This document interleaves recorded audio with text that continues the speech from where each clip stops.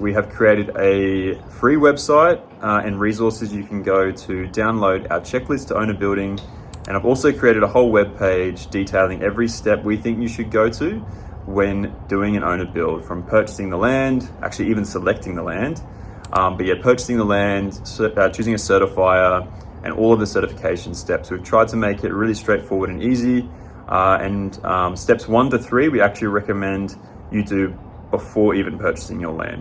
I've put together these steps and checklist to own a building based on my own experience and opinion, as I'm definitely not an expert myself. However, I do definitely recommend you engage an expert or independent certifier to help you with your build. I've simply put together these steps based on my own experience so that hopefully it can be helpful to you in your own own a building process. And I'm just going to run through now quickly each thing that you have to get done as part of that checklist. And what I've done with the checklist as well, you can download it from the website, but I've left a few line items blank. So if your build requires a few more things to be done, which is very possible, you can just add that to the checklist and tick it off as you go. So let's run through these things now. I've got the website here. So getting certified, a guide to own a building in Queensland. So proper planning, obviously it's very important. Take your time with the planning, talk to a certifier. Make sure you understand the requirements to get certified, ask lots of questions, but I'm going to run through each item on the list quickly, but I'll put below this video the link to the website so you can go and read through. You can always refer back to this page and you can download the checklist, as I said. Unfortunately, at the moment, we've only got a checklist for Queensland because we're building in Queensland. I'm not across the requirements for other states. Let me know if that's something you'd like us to look into putting together. It would take a bit of time just because I haven't, I'm not building in, as I said, not building in other states. But if that's something you'd like, I can look into that. So the first 3 steps on this list, I really recommend doing before you purchase your land, or if you've got a block of land you really want, put these conditions into your contract. So say, I will purchase the land subject to X, Y, Z, and give yourself 14 to 28 days to perform all the checks. I do think these could make or break your decision on purchasing the block. So please do take these into account. Okay, so number 1 on the list is to check your property's overlays. So overlays are really important. If you've got, for example, a high bushfire risk, a high landslide risk, or an environmental protection overlay, that could really increase the cost of your build, or it may just limit your ability to build in general. Each council will have their own planning tool, so you can just look into the tool, see which overlays on your property by searching the address. If you're unsure what the tool is, if it's not straightforward, just make a call to your council. Our council, Redland City Council, was very helpful. I think you'll find it's probably the same. They can point you in the right direction, but you have to check those overlays before you build, for sure, and before, ideally, you purchase your block. So that's number 1. I've got a description here of the different, a few examples of the overlays, why they're important to assess on the website. So you can take a look in more detail there. Site surveying and contouring. So if your land hasn't been surveyed before, you should definitely get a surveyor to come in. They can precisely locate the boundaries for you. And also they can do a contour plan. So that just looks at the elevations of your block, the type of terrain, which will be really important for foundation design by the engineer. But with the boundaries, that is important because obviously you don't want to encroach on your neighbour's property. If you don't have your boundaries specified before you build and you end up building on your neighbour's block, you're going to run into some pretty big issues legally, and you really don't want to be having that dispute with your neighbour. So definitely site survey, very important. That's step number 2. And then number 3, so soil report and septic design. If you need a septic on your property like we did, I really recommend getting a septic design done before purchasing the block, or like I said, put it in the contract, because your soil report will tell you what type of soil you've got on the block. For example, on Russell Island, there is a whole bunch of different soil types.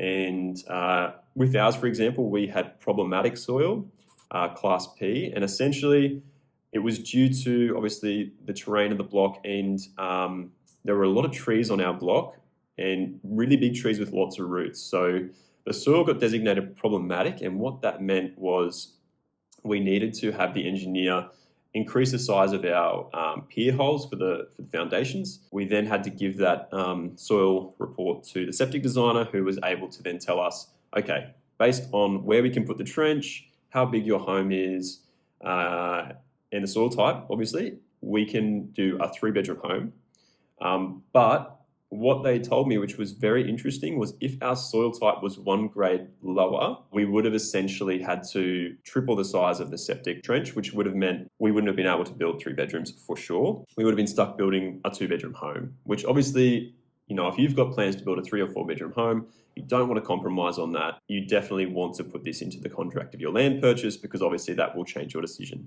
potentially. So soil report and septic design, very important. That's step number 3. Step number 4, I've put complete land purchase. So at this stage, you should know what overlays apply to your property, what impact these overlays will have and what you can do to mitigate them, and then how many bedrooms you'll be able to put on your property based on the septic design. If you've got all those things covered, you can purchase your land. Okay, so number 5, if you haven't already, now's the time to engage an independent building certifier. For your certifier, you can check out previous video. I talked about the important things you should consider when choosing a certifier. I talk about the experience we went through as well. But ideally, what you should do is just make a call to a few different certifiers, have a chat with them. How do they sound to talk to? Do they sound helpful? Would they be attentive during your build? Because you'll be on the phone to this person or sending emails back and forth during the whole build, because you'll have to clarify things, you might have questions, they'll have to point you in the right direction. So don't rush this step. Check out a few different certifiers before you make your decision. 6, so submit owner builder permit application. So this is something I talked about in a previous video as well, where we essentially forgot this step, and it takes 4 weeks generally to process this permit.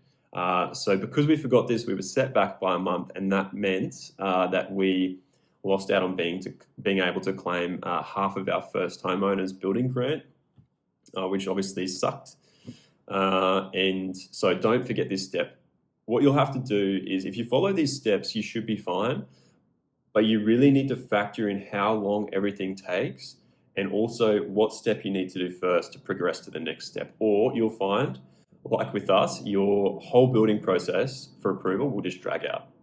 So submit the owner building permit application. And what I've done is I've included on the website what you need to do, which is create a budget, create a scope of works, and then fill out the form and submit it with QBCC and pay the fee, which is around about $400, I think. But I've put an example of exactly what our scope of works was that got approved. So if you want, take my scope of works, change it up to match your build, and then ours got approved, so hopefully yours will too.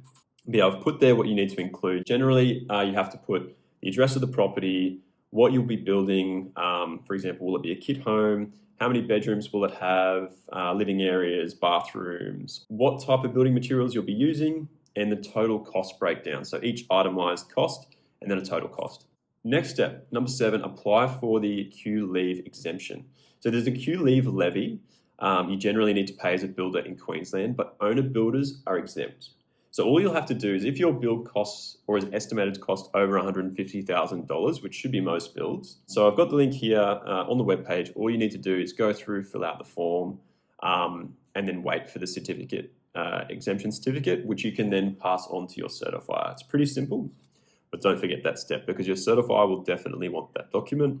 Okay, number 8, create your draft site plan. So your draft site plan is essentially the design and sitting of where your property will be and how it will be oriented on your block of land. So generally, if you've got a flat block, you might be able to get away with asking your septic designer just to draw your home on the block, because when they do the septic design, they're going to have to put the trench in position and the distances where the trench will be from the house and everything like that. So you might be able to ask them to do that for you and just run with that. We ended up getting the engineer, the geotechnical engineer, to do it for us, because we needed to get them to assess our block for landslide risk, because we were in a low risk landslide zone. And that also required them completing a Form 15 on our behalf. So that increased our build cost by $1,000 or so, because we were in that low risk landslide area. It's an example of how these overlays can really affect your build budget. But yeah, so the engineer, just as part of that whole report, they just marked the design and sitting on a site plan for us. And they also did some earthworks designs, because we want to change the earthworks of our block a little bit, but you can have an engineer do it. You might be able to have the septic designer do it. And if you are good with site plans and everything yourself, potentially you could do it. But you'll also need to take the minimum setback requirements into account when designing your draft site plan, so that you can access from, normally your local council will have information on it, but otherwise you just refer to the Queensland Development Code. I've got a link to their website on our website, so you can go straight there and have a look at what the requirements are. For us, it was a 6 metre setback from the front of the block and 1.5 in from the sides and the back, and we meet all those criteria. However, with our council, you could apply for an exemption to build up to 2 metres from the front of the block. So if you can't make it work on your block, talk to your certifier, talk to your council. There might be some exemptions. The next thing is your foundation design and engineering, number 9. So most sites will require an engineer to design the drawings for your foundation. So I would recommend getting it designed by an engineer. It's up to you.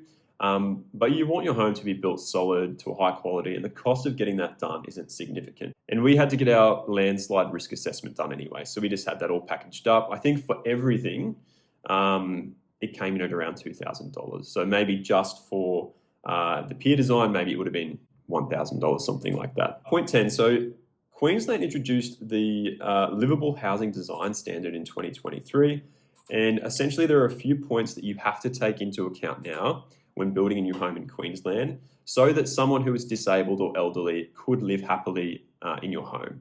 And essentially those things are at least 1 step-free entry, slightly wider internal doors and corridors, 1 step-free access into a bathroom and shower, an accessible toilet, and your bathroom and toilet walls must have reinforcing for handrails. We were able to meet all these requirements. I had to actually mark up our floor plan with some additional information myself. I did that using Canva. It's a really easy to use tool. You can get a free account, just upload your floor plan and then put some arrows in and make some notes. For example, our internal doorway sizes will exceed whatever the requirement is.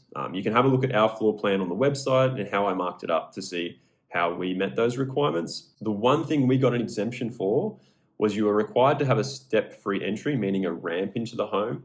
But because we have a really elevated block and our house will be quite high up off the ground, it meant our ramp would have had to have been too steep, and so we can't accommodate a safe ramp. So there are exemptions.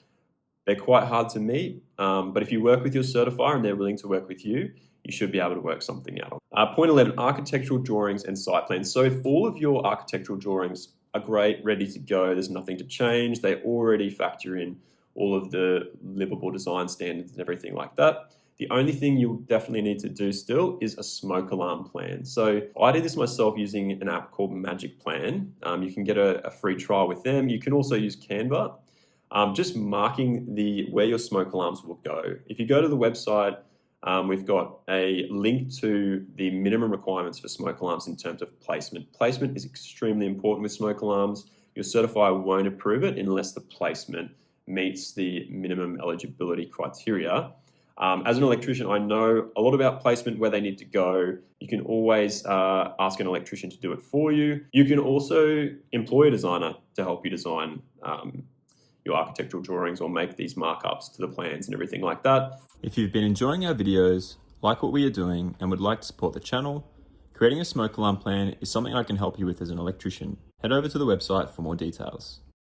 Number 12, home energy ratings. So NATA's energy ratings are required for all new homes in Australia, and you must meet a minimum criteria of 7 stars out of 10, which is actually quite hard to achieve. You're going to probably need to install things like double glazed high efficiency windows, insulation with quite a high R value. So when it comes to insulation, the higher R rated the product, the higher the thermal properties of that product. So for example, an R1 insulation will be a lot less effective than an R5 or R6 insulation. As well as an electrician, I am also a NATA's home energy assessor for existing homes. So I can't do new homes assessments, but I look at existing homes all the time for thermal and energy efficiency. So if you like, let me know. I can create a video about the things to consider when designing your home from an energy efficient and thermal efficient standpoint. The orientation is super important. The type of materials you use is also super important. There's a lot of tips and tricks to making your home comfortable with passive design, meaning that you're not using heating and cooling to keep it comfortable. It naturally does that. So let me know in the comments below if that's a video you'd be interested in, and I'll put one together. But for your build, you will need a NATAS rating and certificate. So you can just search New Home NATAS Assessor. We paid about $400 or so for our assessment, and we're really happy with it. So yeah, it is something you will need to get done, and the certifier will definitely ask for that certificate. And number 13, your plumbing approval. So plumbing approval will likely be the final step. It's the last step for us. Generally, it's a very straightforward process. Your certifier can generally lodge it on your behalf, or your septic designer, like in our case, was able to lodge it on our behalf. Processing time with our council was 10 business days. Your council may differ. And with council fees and getting that plumbing approval lodged, it was around $2,000 to $3,000. But it is necessary to get that approval. So that's the final step. You'll see, I can show you here, we've shared our total cost of planning and a breakdown of every cost we had to pay. And then at the bottom there, you can download our checklist, where I just show you essentially every step you can go through in the right order, or at least what we think the right order would be, to get your build approved. And you can add and subtract whatever you want to based on your own build requirements. So you can download that for free there. And that's it. So you can refer back to this page. I hope this can be helpful to you. If you've got any questions about what we've gone through throughout the whole certification process, if something's not clear, feel free to drop me a comment below. We'll do our best to get back to you. The whole idea of this is that we're sharing as much information as we learn as we go, so that hopefully your build can be easier. We're hoping we can achieve an affordable home out of this by building our own home on Russell Island. If this can help other people also achieve a home, if you feel like you can't afford a home, especially existing homes in Australia, they're just crazily priced because all prices have gone up. It's very disheartening. So that's the whole idea we want to try and achieve, helping you guys and helping ourselves get into a home at a cheaper price. So if you've liked this video and this has been helpful to you, please do like and subscribe to our channel. Soon, we're going to have that plumbing approval back, and hopefully we'll be fully approved, ready to go. The next stage will be ordering the kit, and then it's like an 8-week lead time, and then we'll be on site, clearing the trees for our footings and everything like that to go in, putting the flooring system in, frame up, we'll be going, and that's super exciting. Shouldn't be long now, but let's see. If there's one thing that I've been proven wrong with, it's thinking that I know how long this will take. It's definitely all taking longer. It's a very long process, but learning so much as well, which is very cool. Thank you very much for tuning in, and next time we'll be able to share with you our process on the ground starting the build, which is very exciting. If you haven't checked it out already, you can also have a look at our guide to choosing a kit home. We did a lot of research to choose our own kit, so we put together a comparison video which hopefully can help you there too. All right, thanks for tuning in, and we'll see you next time.